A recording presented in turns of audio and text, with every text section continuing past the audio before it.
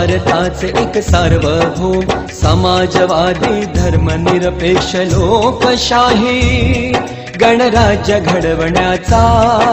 व त्याच्या सर्व नागरिकास सामाजिक आर्थिक व राजनैतिक न्याय विचार अभिव्यक्ती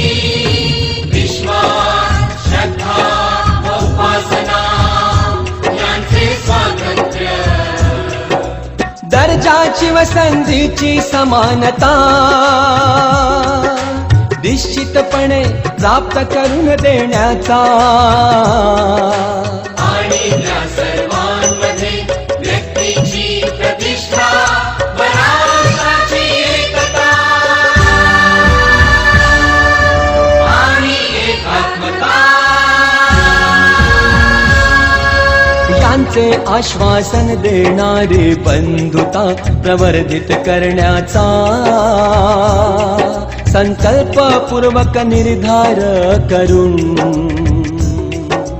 आमच्या संविधान सभेत आज दिनांक 26 नोव्हेंबर 1989